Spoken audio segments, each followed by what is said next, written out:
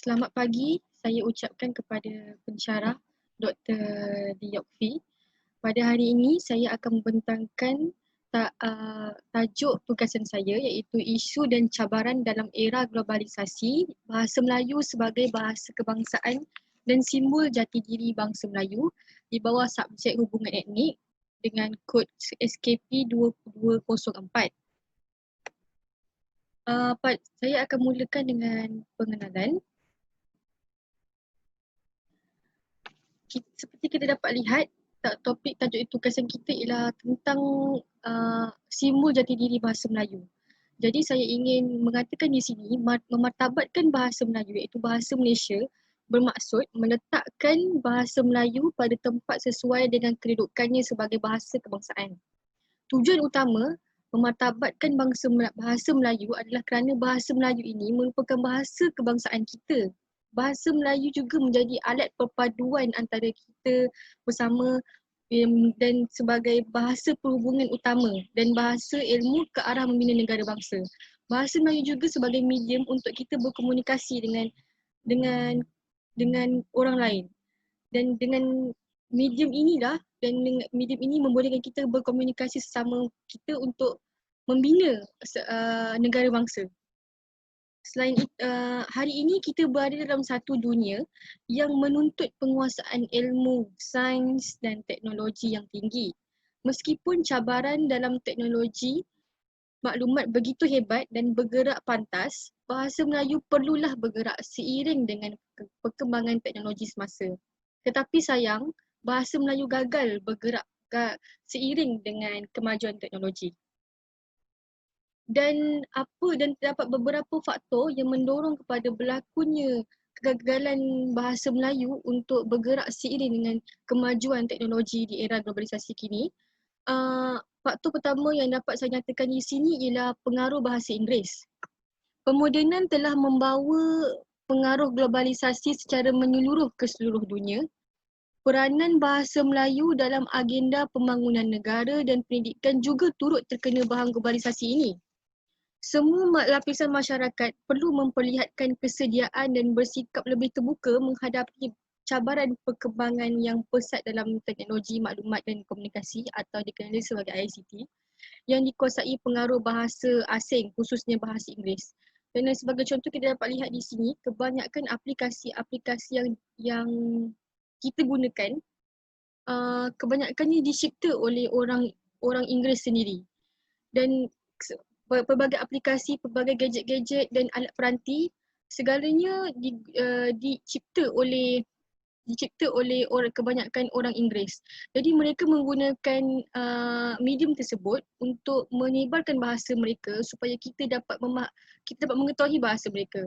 Jadi dengan adanya medium mereka iaitu mereka mencipta pelbagai alat peranti, mencipta pelbagai aplikasi dan menggunakan semua tersebut untuk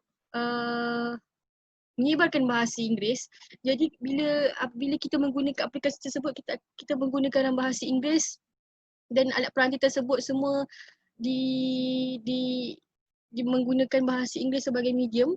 Jadi hal ini telah membuatkan bahasa Melayu menjadi tergugat. Kedudukan bahasa Melayu menjadi tergugat kerana bahasa Inggeris telah dijadikan medium dalam alat-alat peranti dan aplikasi-aplikasi yang kita gunakan di Malaysia. Walaupun bagaimanapun, bahasa Melayu perlu bersaing dengan berkesan dari sudut peristilahan, sains dan teknologi berbanding bahasa Inggeris. Namun begitu, terdapat juga kejayaan negara Korea Selatan dan Jepun yang maju dalam bidang sains dan teknologi tetapi dapat mempertahankan bahasa ibunda mereka. Seperti kita lihat, Korea Selatan dan Jepun mereka amat mementingkan bahasa ibunda mereka sehingga kebanyakan daripada mereka tidak tahu tentang bahasa Inggeris. Kebanyakan daripada mereka apabila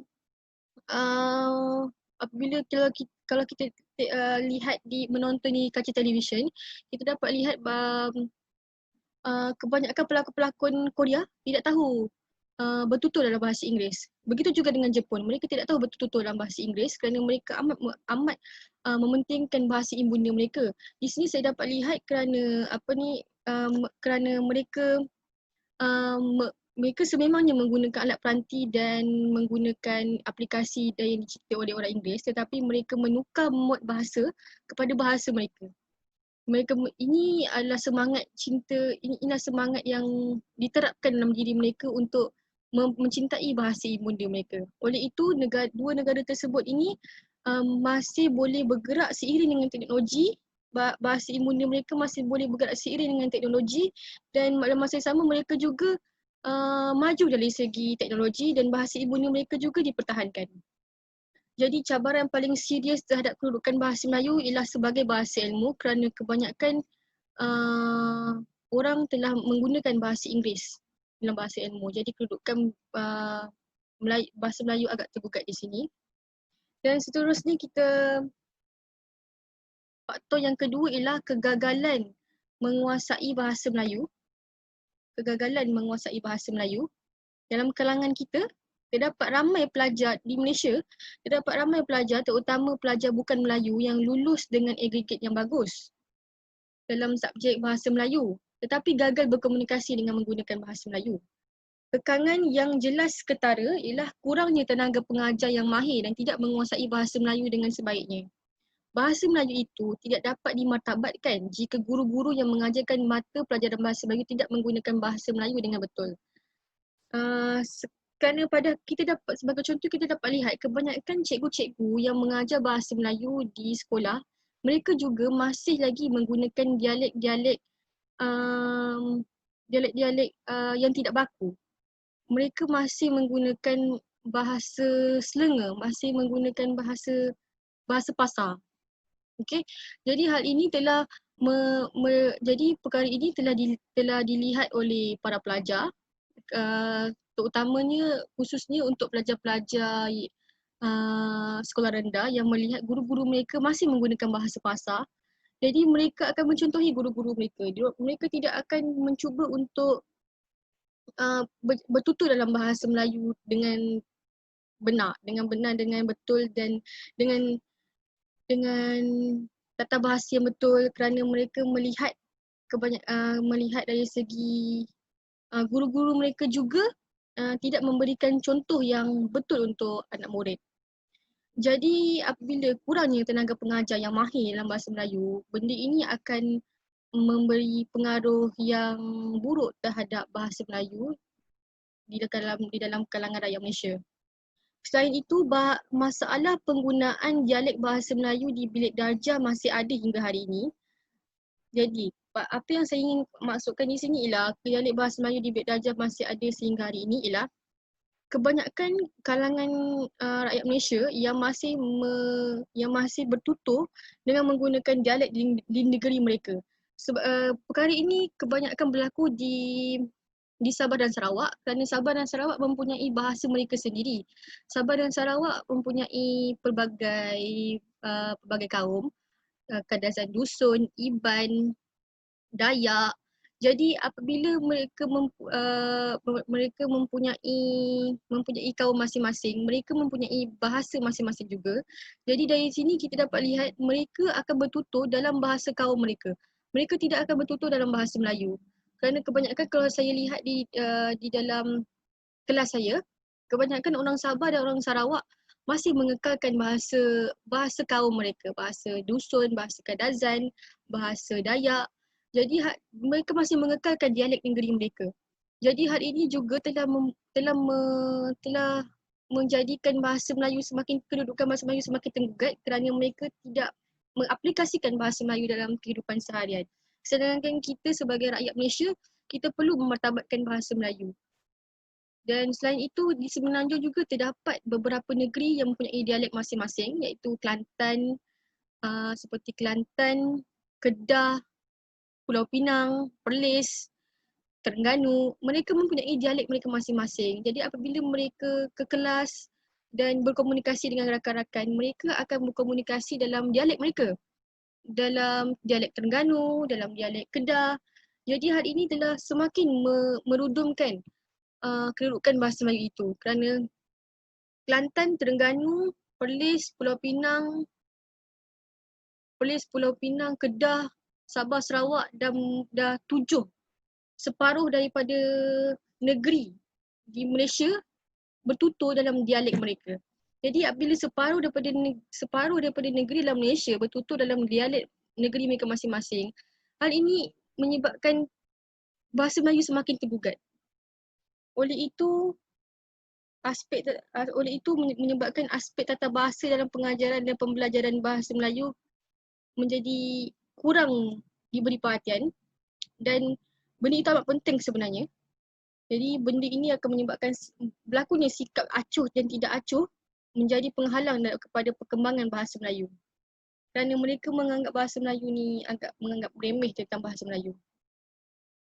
Seterusnya kita dapat lihat di sini jumlah calon SPM yang gagal bahasa Melayu. Pada tahun 2013 ke 2014 berlaku peningkatan berdasarkan statistik dari Kementerian Pelajaran Malaysia ini mencatatkan jumlah peningkatan pada tahun 2013 dan 2014. Walau bagaimanapun terdapat berlakunya pengurangan pada tahun 2015 ke 2016. Tetapi walaupun bagaimanapun jumlah sebanyak ini masih mengkhawatirkan pihak kerajaan kerana ini adalah jumlah yang sangat besar. Berpuluh-puluh ribu ialah jumlah yang sangat besar. Kita sebagai rakyat Malaysia, dan kerajaan Malaysia juga khawatir kerana berpuluh-puluh ribu rakyat pelajar gagal dalam bahasa Melayu, sedangkan kita sendiri ni merupakan warga negara Malaysia. Jadi tidak sepatutnya jumlah sebanyak ini berlaku untuk sekian tahun. Dan seterusnya, faktor seterusnya ialah pengaruh bahasa Selenge juga merudumkan bahasa Melayu. Kat sini kita dapat lihat bahawa Selenge wujud sebagai satu bentuk kekacauan bahasa.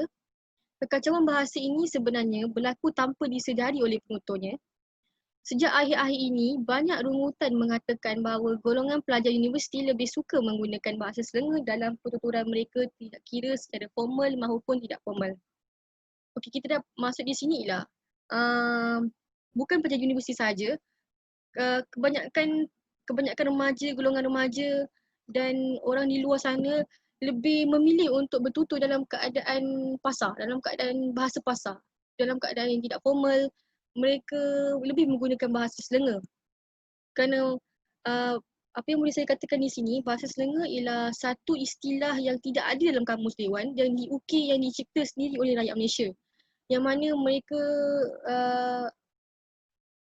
mencipta sendiri untuk kefahaman masing-masing. Walau bagaimanapun istilah tersebut tidak wujud pun dalam kamus dewan. Bahasa Selenge adalah satu kerajaan bahasa yang dicirikan oleh perbendaharaan kata-kata yang baru digubal dan cepat berubah. Bahasa ini sering digunakan oleh golongan muda. Bahasa Selenge ini cepat merebak dan cepat pulih hilang mengikut peredaran zaman. Contoh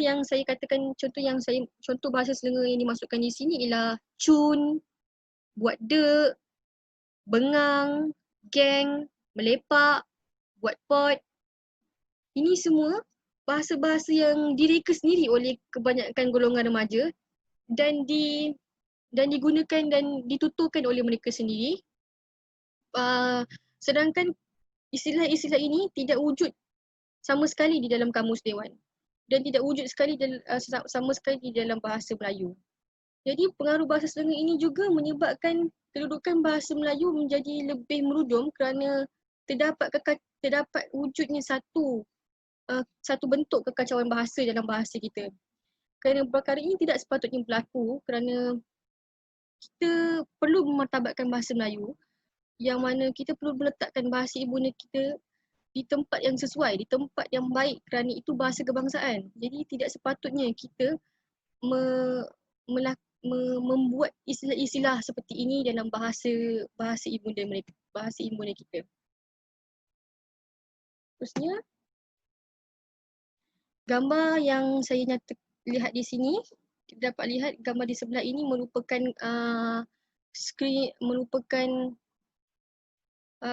tangkapan skrin dari laman web Facebook, aplikasi Facebook. Gambar ini ialah contoh perbualan dalam talian di bahagian komen. yang menunjukkan cara bualan segelintir masyarakat yang menggunakan bahasa Selangor. Hal yang demikian sangat mengkhawatirkan bahasa ibunda ya, kerana mereka menulis siapa, sepatutnya kita menulis SIAPA, tetapi mereka menukar istilah kepada bahasa Selangor menulis cepa, CPEU. Jadi perkara ini tidak sepatutnya berlaku kerana ia menunjukkan rasa tidak hormat terhadap bahasa Melayu. Sedangkan itu satu perkara yang tidak sepatutnya ada dalam diri rakyat Malaysia kerana bahasa Melayu ialah bahasa ibunda, bahasa kebangsaan kita. Tidak sepatutnya kita menukar istilah-istilah asli menjadi satu kekacauan bahasa. Dan kita perlu ada rasa hormat terhadap bahasa kebangsaan kita. Seterusnya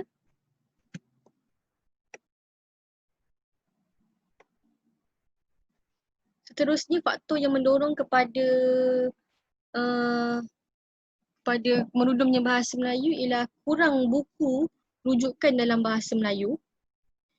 Kekurangan buku-buku ilmiah diterbitkan dalam bahasa Melayu, kebanyakan buku di pasaran menggunakan bahasa Inggeris. Dasar mempercayai budaya orang luar telah menular dalam diri masyarakat Malaysia. Para penerbit buku seharusnya lebih agresif menerbitkan buku-buku ilmiah yang menggunakan bahasa Melayu sebagai bahasa utamanya.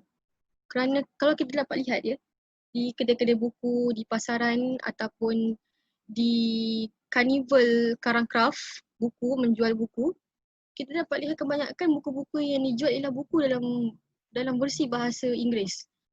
Memang kebanyakan saya dapat lihat memang versi dalam bahasa Inggeris dan sepatutnya perkara ini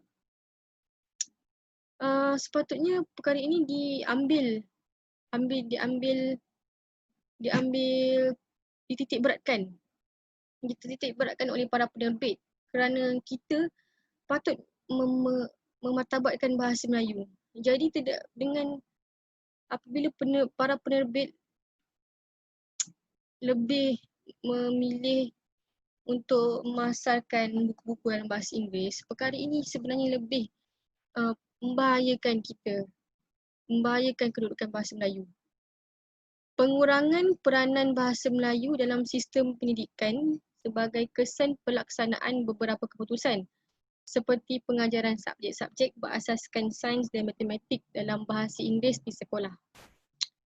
Perluasan bahasa Inggeris sebagai bahasa penghantar khusus di IPTA dan juga pengecualian pengajaran di IPTS dalam bahasa asing serta pengecualian pengajaran bahasa Melayu sebagai subjek wajib. Dasar bahasa kebangsaan dan dasar pendidikan kebangsaan mendatangkan musibah kepada majoriti generasi muda negara ini telah diputuskan untuk dimansuhkan sepenuhnya pada tahun 2012 dan digantikan dengan MBMBI. MBMBI ini ialah memartabatkan bahasa Melayu, mementingkan bahasa Inggeris. Jadi apa yang saya dapat sampaikan di sini ialah bahasa Inggeris semakin meluas di IPTA. Apatah lagi di IPTS. Kerana pengecualian pengajaran bahasa Melayu sebagai subjek wajib. Jadi perkara ini sebenarnya semakin mengkhawatirkan kerana di IPTA dan IPTS terdapat pelajar-pelajar yang merupakan tonggak negara yang merupakan ayam tambatan kepada negara yang merupakan pemimpin akan datang, tetapi tidak diterapkan dalam diri mereka untuk mementingkan bahasa Melayu bila berlakunya perluasan bahasa Inggeris yang sangat besar di IPTA dan IPTS. Jadi perkara ini sebenarnya perlu diubah dan inilah yang membuatkan bahasa Melayu semakin jatuh di era globalisasi kini. Seterusnya, faktor yang mendorong yang seterusnya ialah bahasa Melayu ialah bahasa ilmu yang tinggi. Seperti yang saya tahu, bila saya menyelidiki dan membuat penyelidikan dan membuat kajian dalam persidangan kebangsaan bahasa Melayu di Universiti Kebangsaan Malaysia di Bangi pada tahun 2005, Wan Hashim Wanteh telah mengatakan, perjuangan memartabatkan bahasa Melayu sebagai bahasa utama negara telah tiba di kemuncaknya apabila bahasa Melayu menjadi bahasa pengantar utama dalam sistem pendidikan sehingga ke universiti.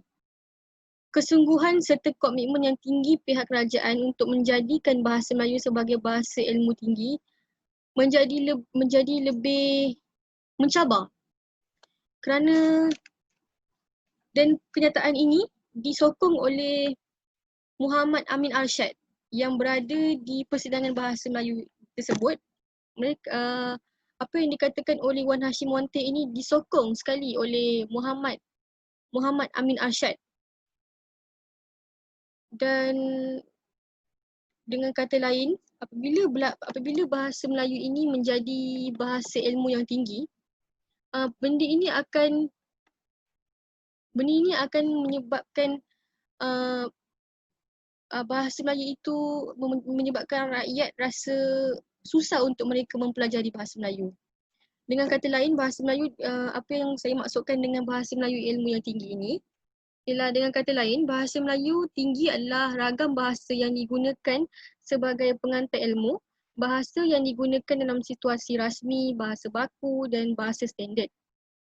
Pembinaan bahasa ialah memantapkan bahasa Melayu dari sudut sistemnya iaitu sistem ejaan, sebutan, tata bahasa, peristilahan, kosakata dan laras bahasa. Apabila rakyat tahu yang bahasa Melayu ialah bahasa ilmu yang tinggi yang perlu dikuasai dari segala aspek, iaitu aspek ejaan, aspek sebutan, aspek tata bahasa, aspek peristilahan, aspek kosakata dan aspek laras bahasa. Oleh yang demikian, hal ini menyebabkan rakyat berasa susah untuk mempelajari ilmu bahasa Melayu. Kerana pemantapan bahasa Melayu dari sudut sistemnya yang pelbagai membuatkan masyarakat berasa acuh tak acuh untuk mempelajarinya. Kerana kebanyakan daripada mereka merasakan apabila bahasa Melayu merupakan bahasa ilmu yang tinggi yang perlu dikuasai dari semua aspek tersebut, mereka akan merasa ini acuh tidak acuh. Jadi perkara ini akan membuatkan kedudukan bahasa Melayu semakin tergugat. Seterusnya, faktor yang mendorong ialah faktor seterusnya ialah pengaruh bahasa rojak. Kita seringkali mendengar penutur bahasa Melayu menggunakan standard bahasa yang rendah. Bahasanya bercampur aduk iaitu bahasa Melayu dengan bahasa Inggeris. Maksud bahasa rojak ni ialah percampuran bahasa. Bahasa rojak yang dimaksudkan di sini ialah percampuran bahasa dan bahasa Melayu dan bahasa Inggeris yang digabungkan bersama menjadi satu ayat yang sehingga ayat ini menjadi sebutan dalam sebualan setiap masyarakat. Jadi percampuran ini dilakukan pada setiap peringkat penguasaan bahasa, sebutan, ejaan, imbuhan, frasa, ayat, kosakata. Kebanyakan mereka menggunakan bahasa rojak ialah kebanyakan di golongan remaja. Bahasa rojak agak berbeza dengan bahasa Selanga kerana bahasa rojak ialah percampuran bahasa Melayu dan bahasa Inggeris. Tetapi bahasa Selanga ialah bahasa Melayu tetapi bahasa Melayu yang dicipta, yang direka oleh beberapa golongan yang tidak ada di dalam kamus dewan. Jadi sebagai contoh bahasa rojak di sini ialah, yes miss boleh saya bantu, ataupun I ada meeting, you tunggu dulu boleh. Itu antara bahasa rojak yang mana mereka bercampurkan bahasa Melayu dan bahasa Inggeris. Tetapi bahasa Selanga tidak berlaku pencampuran bahasa, tapi berlaku penciptaan istilah baru yang tidak ada di dalam kamus dewan. Dan fenomena ini mudah menjadi ikutan terutama di media sosial yang menjadi ikutan sehingga dijadikan dalam bualan setiap masyarakat.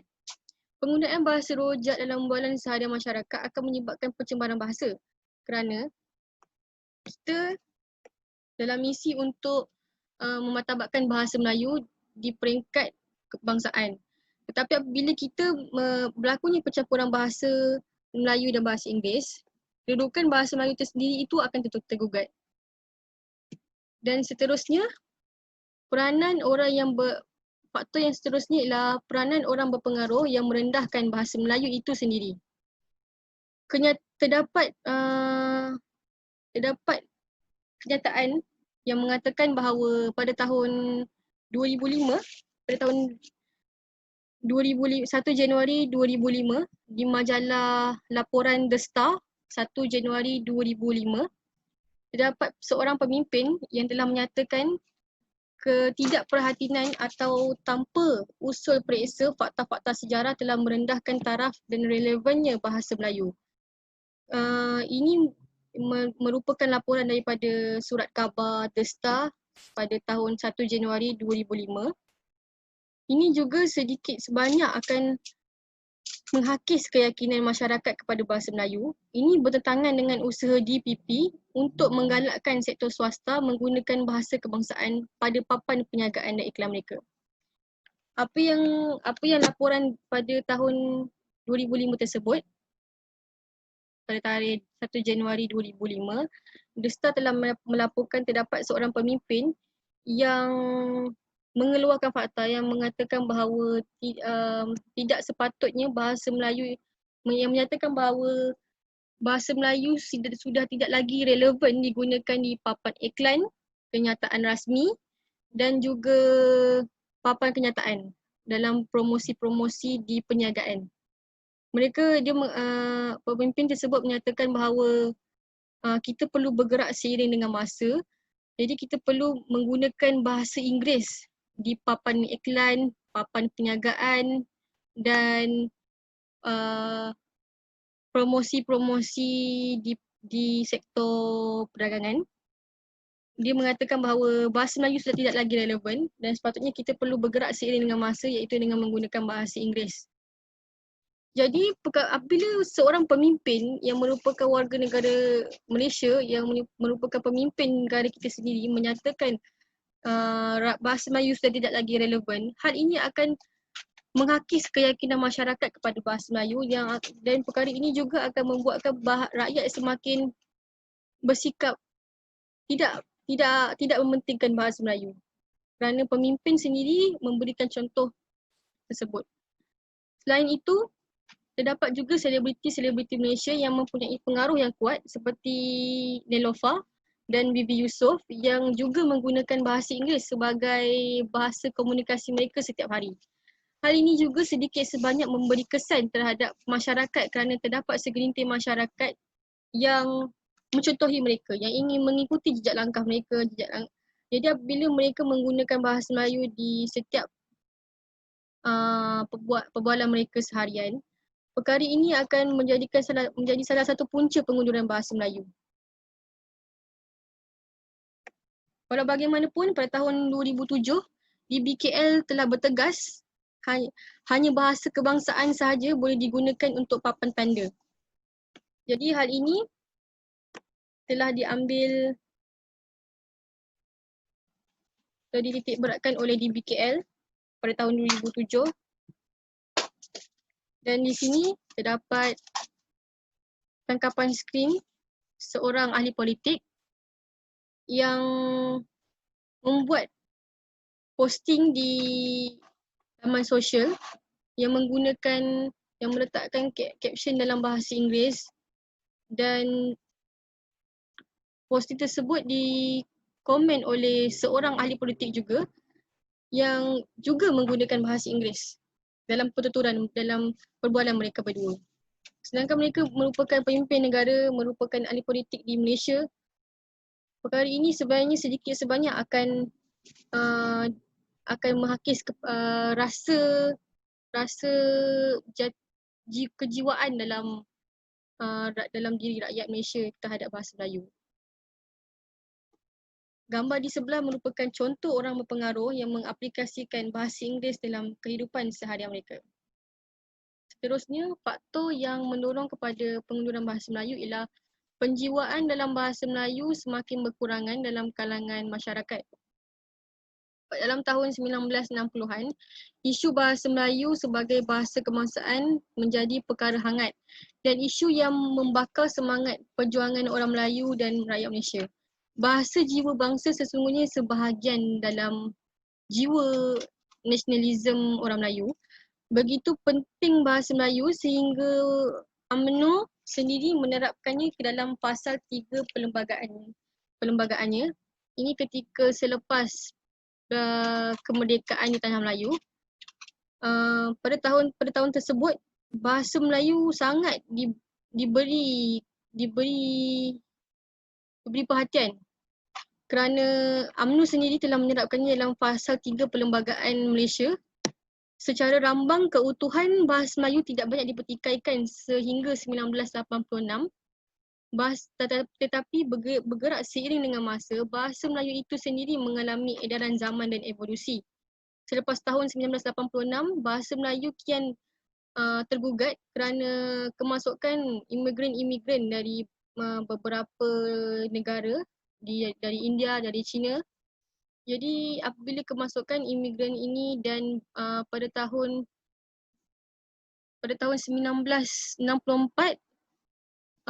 Malaysia terbentuk, iaitu Tanah Melayu digabungkan dengan Sabah dan Sarawak. Dan Sabah dan Sarawak itu, dan Sabah merupakan berasal dari negara Filipina. Jadi apabila berasal daripada negara Filipina, mereka mempunyai bahasa kebangsaan mereka sendiri yang mereka menggunakan, yang mereka bertutur dalam kehidupan seharian mereka. Jadi apabila berlakunya kemasukan imigran dari India, kemasukan imigran dari China dan penggabungan Tanah Melayu dengan Sabah dan Sarawak, ini akan menggugatkan bahasa Melayu kerana kemasukan imigran India tersebut akan bertutur dalam bahasa India dan imigran Cina tersebut akan bertutur dalam bahasa Cina dan Sabah dan Sarawak akan bertutur dalam bahasa kaum mereka.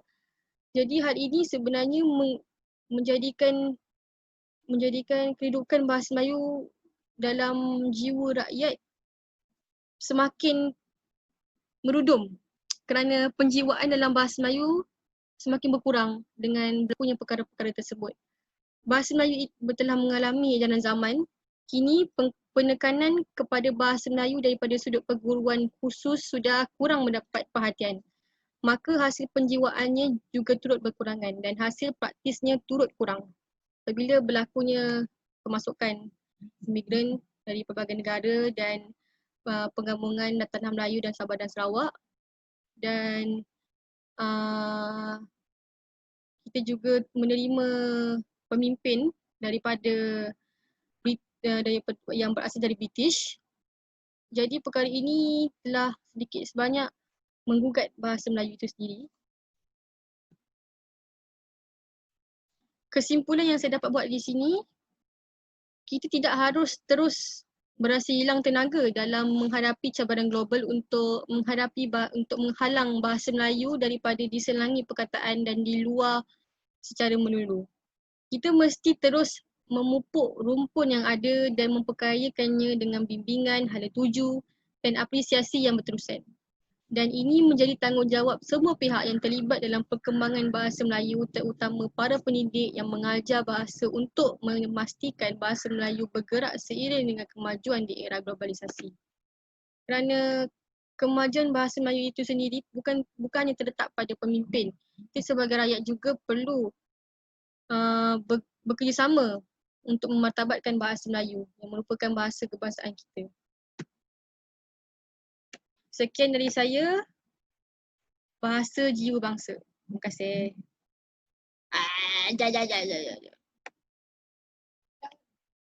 Ya, aku nak stop share. Dah.